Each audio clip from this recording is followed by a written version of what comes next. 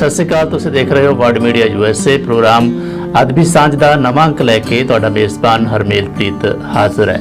तो दोस्तों, इस प्रोग्राम ਦੇ ਵਿੱਚ ਹਰ ਵਾਰ ਦੀ ਤਰ੍ਹਾਂ ਸ਼ਾਮਲ ਕਰਾਂਗੇ ਕੁਝ ਸ਼ਾਇਰਾਂ ਦਾ ਕਲਾਮ, ਕੁਝ ਮਿੰਨੀ ਕਹਾਣੀਆਂ। ਹੁਣ ਪੇਸ਼ ਕਰ ਰਹੇ ਹਾਂ ਲਹਿੰਦੇ ਪੰਜਾਬ ਤੋਂ ਲਿਆਕਤ ਗੜਗੋਰ ਹੋਰਾਂ ਦੀ ਇੱਕ ਗਜ਼ਲ। ਆਸ਼ਨਾ ਹੋ ਗਿਆ ਵੇਂਦਿਆਂ ਵੇਂਦਿਆਂ, ਦਿਲ ਰੁਬਾ ਹੋ ਗਿਆ ਵੇਂਦਿਆਂ ਵੇਂਦਿਆਂ।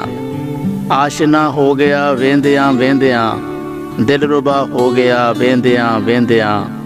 ਹੱਸਦਿਆਂ ਹੱਸਦਿਆਂ ਬੈਠਿਆਂ ਬੈਠਿਆਂ, ਹੱਸਦਿਆਂ ਹੱਸਦਿਆਂ ਬੈਠਿਆਂ ਬੈਠਿਆਂ, ਉਹ ਖਫਾ ਹੋ ਗਿਆ ਵੇਂਦਿਆਂ ਵੇਂਦਿਆਂ।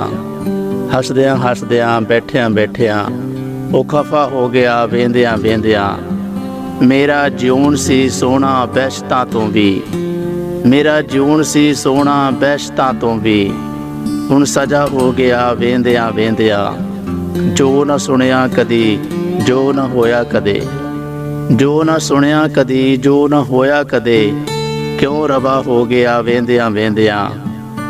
ਜਿਹਨੂੰ ਸਾਰੀ ਹਯਾਤੀ ਮੈਂ ਲੱਭਦਾ ਰਿਹਾ, ਜਿਹਨੂੰ ਸਾਰੀ ਹਯਾਤੀ ਮੈਂ ਲੱਭਦਾ ਰਿਹਾ, ਉਹ ਅਤਾ ਹੋ ਗਿਆ ਵੇਂਦਿਆਂ ਵੇਂਦਿਆਂ। ਜਾਣਦੇ ਹੋ ਤੁਸੀਂ ਵੇਖੋ ਗੜਗੋਰ ਨੂੰ, ਜਾਣਦੇ ਹੋ ਤੁਸੀਂ ਵੇਖੋ ਗੜਗੋਰ ਨੂੰ। ਪਾਰਸਾ ਹੋ ਗਿਆ ਵੇਂਦਿਆਂ ਵੇਂਦਿਆਂ, ਪਾਰਸਾ ਹੋ ਗਿਆ ਵੇਂਦਿਆਂ ਵੇਂਦਿਆਂ।